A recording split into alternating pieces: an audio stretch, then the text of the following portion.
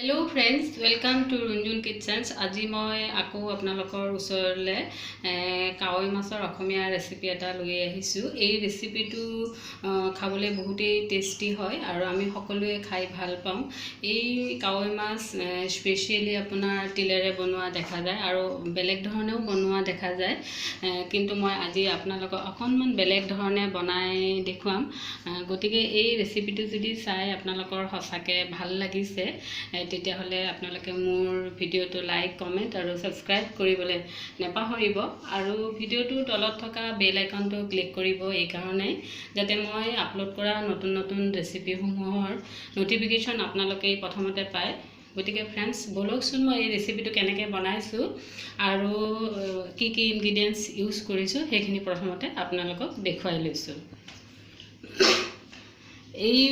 এইখিনি মই প্ৰথমতে কাৱৈ মাছ লৈছোঁ। কাৱৈ মাছখিনি অকণমান জেনেৰেলি ডাঙৰ হ'লে বেছি ভাল হয়, কিন্তু বজাৰত সদায় কাৱৈ মাছ পাবলৈও নাই। গতিকে মই সৰু হ'লেও মাছখিনি আপোনালোকক দেখুৱাইছোঁ ৰেচিপিটো বনাই। এয়া মই ধুনীয়াকৈ বাছি লৈছোঁ। কাৱৈ মাছ বাচিবলৈ অকণমান অসুবিধা হয়, খুব কষ্টৰে মই বাচিছোঁ আৰু তাৰপিছত হালধি আৰু নিমখ সানি লৈছোঁ ধুনীয়াকৈ। আৰু আন ইনগ্ৰিডিয়েণ্টছৰ ভিতৰত মই এয়া বিলাহী লৈছোঁ, বিলাহী এটা ডাঙৰ বিলাহী কাটি লৈছোঁ আৰু ইয়াত দুটা আপোনাৰ ডাঙৰ ডাঙৰ পিঁয়াজ কাটি লৈছোঁ। তাৰপিছত ইয়াত অকণমান মই আদা লৈছোঁ। আদা বেছিকৈ নল'ব, এইকাৰণে যে মই এই ৰেচিপিটোত মাষ্টাৰ চিড ইউজ কৰিম, সৰিয়হ ইউজ কৰিম। গতিকে আদা বেছিকৈ দিলে আপোনাৰ তিতা হয়। আৰু এয়া মই নহৰু অকণমান লৈছোঁ, ইয়াতে অকণমান 10 ফুটামান নহৰু হ'ব। আৰু এয়া মই কেঁচা জলকীয়া কেইটামান লৈছোঁ, কেইটামান মই গ্ৰাইণ্ড কৰোঁতে দিম আৰু কেইটামান মই পিছত আঞ্জাখনত দি দিম। আৰু দুটা ইনগ্ৰিডিয়েণ্টছ আছে, সেই দুটা হ'ল ইয়াতে মই আপোনাৰ সৰিয়হ লৈছোঁ। সৰিয়হ মই এনেকুৱা টেবুল স্পুনেৰে মই 2 চামুচ লৈছোঁ। যদি আপোনাৰ মাছ বেছি হয় তেতিয়া আপোনাৰ সৰিয়হটো অকণমান বেছিকৈ লাগিব। গতিকে মোৰ এইখিনি মাছত এইখিনি মই লৈছোঁ 2 টেবুল স্পুন। আৰু এয়া মই ইয়াতে গ্ৰেটেড অকণমান নাৰিকল লৈছোঁ, এয়াও আপোনাৰ এনেকুৱা স্পুনেৰে 2 চামুচমান, 2-2.5 চামুচমান হ'ব। এইখিনি ইনগ্ৰিডিয়েণ্টছ ইউজ কৰি মই আজি ৰেচিপিটো বনাম। গতিকে ফ্ৰেণ্ডছ, ব'লকচোন দেৰি নকৰি আমি ভিডিঅ'টোৰ মাজলৈ যাওঁ। এয়া মই গেছত কেৰাহী বহাই দিছোঁ আৰু মই অলৰেডি তেলো দিছোঁ। তেলটো মই মাষ্টাৰ্ড অইল ইউজ কৰিছোঁ, যিহেতু মই সৰিয়হ ইউজ কৰিম এই ৰেচিপিটোত। গতিকে মাষ্টাৰ্ড চিড বেছি ভাল হয় আৰু খাবলৈও খুব টেষ্টি হয়। গতিকে আপোনালোকে মাষ্টাৰ্ড অইলেই ইউজ কৰিব। এতিয়া মই ইয়াতে খুব ধুনীয়াকৈ মাছখিনি ৰঙাকৈ ভাজি ল'ম। মই মাছখিনি বহাই দিলোঁ, এতিয়া মই খুব ধুনীয়াকৈ ৰঙাকৈ ভাজি ল'ম। আৰু তাৰপিছত এই মাছখিনি ভজা হয় মানে মই বেলেগ ষ্টেপটো আপোনালোকক দেখুৱাইছোঁ। এয়া মই ইয়াতে গ্ৰাইণ্ডাৰৰ বাতিটো এইখিনি সৰিয়হখিনি দি লৈছোঁ।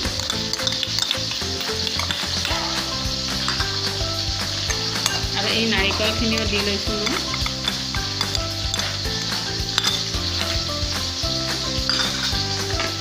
আৰু এই বিলাহী,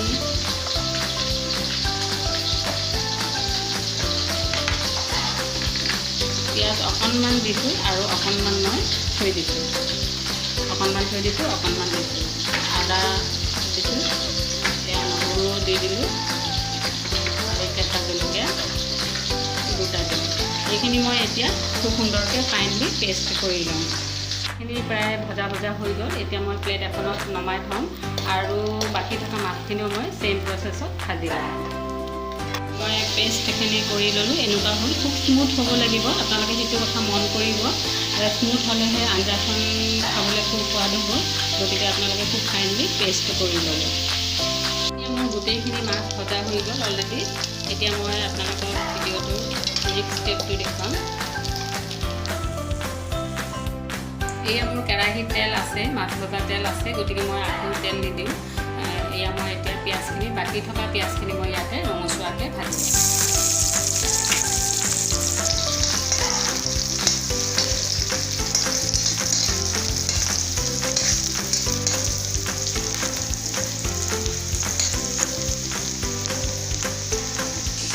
এই পিঁয়াজখিনি ৰঙচুৱাকৈ ভজা হৈ গ'ল। এতিয়া মই ইয়াতে হালধি দিওঁ। হালধিটো তেলত দিলে ভাল হয় ৰংটো। এতিয়া মই এই পেষ্টখিনি ইয়াতে পানীৰে অকণমান গুলি পেলাই দি দিম আৰু এই পেষ্টখিনি মই খুব সুন্দৰকৈ ভাজিব লাগিব আৰু যেতিয়া পেষ্টখিনিৰ পৰা তেলটো মানে ৰিলিজ হৈ নাযায় তেতিয়ালৈকে মই পেষ্টখিনি খুব ধুনীয়াকৈ ভাজিব লাগিব আপোনাৰ লো টু মিডিয়াম।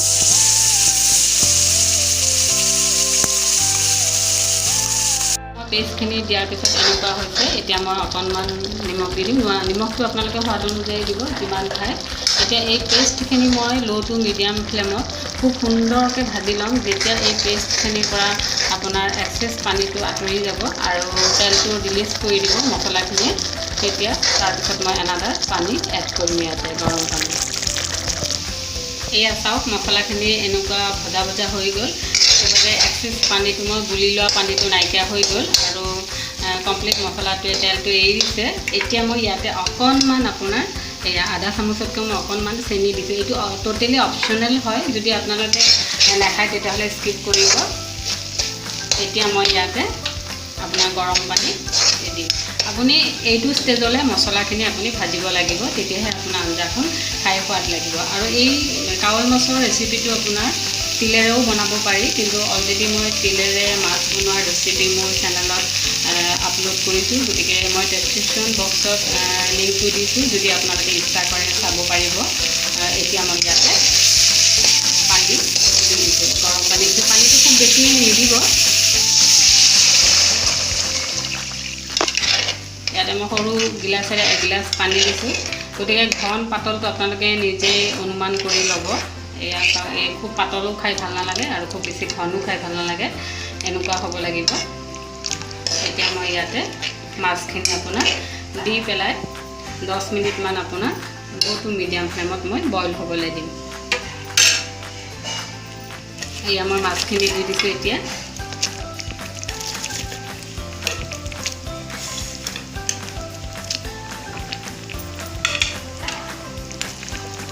এয়া চাওক কালাৰটো কিমান ধুনীয়া হৈছে আৰু স্মেলো খুব ধুনীয়া ওলাইছে আৰু খাবলৈতো আৰু ক'বই নালাগে, খুব টেষ্টি হয় ভাতৰ লগত খাবলৈ। গতিকে ফ্ৰেণ্ডছ, আপোনালোকেও এনেদৰে ঘৰত বনাই খাবচোন আৰু খাই কেনে পালে আপোনালোকৰ অনুভৱ ৰুণজুণ কিটচেনৰ লগত শ্বেয়াৰ কৰিবলৈ নাপাহৰিব। এয়া মই আঞ্জাখন উতলি থাকোঁতেই মই কেঁচা জলকীয়া 3টা দি দিছোঁ। খুব ধুনীয়া হয় কেঁচা জলকীয়াৰ ফ্লেভাৰটো। এতিয়া মই ইয়াতে 10 মিনিটমান আপোনাৰ লো টু মিডিয়াম ফ্লেমত আঞ্জাখন উতলিবলৈ দিম। এয়া 10 মিনিটছ হৈ গ'ল আৰু খুব ধুনীয়াকৈ আঞ্জাখন উতলিছে। এতিয়া মই গেছৰ ফ্লেমটো একেবাৰে ল' কৰি দিলোঁ। এয়া চাওক কি ধুনীয়া হৈছে। এয়া চাওক গ্ৰেভিটো এনেকুৱা হৈছে। গতিকে এতিয়া মই নমাই দিব পৰা হৈ গৈছে। এতিয়া মই চাৰ্ভিং বাউল এটাত নমাই দিম। এই আপোনালোকৰ কাৱৈ মাছৰ ৰেচিপিটো ৰেডি হৈ গ'ল। এতিয়া চাৰ্ভ কৰিব পৰা হৈ গৈছে। গতিকে আপোনালোকেও ফ্ৰেণ্ডছ এনেদৰে ঘৰত বনাই খাই চাওকচোন আৰু খাই কেনে পালে আপোনালোকৰ অনুভৱ ৰুণজুণ কিটচেনৰ লগত শ্বেয়াৰ কৰিবলৈ নাপাহৰিব। আপুনি এতিয়া ধনিয়া পাত থাকিলে গাৰ্নিছ কৰি দিব পাৰে, কিন্তু মোৰ ধনিয়া পাত নাছিলে কাৰণে মই এনেকৈয়ে চাৰ্ভ কৰিলোঁ। গতিকে আজিলৈ আহিছোঁ ফ্ৰেণ্ডছ, পুনৰ লগ পাম আন এটা নতুন ৰেচিপিৰ সৈতে। ধন্যবাদ।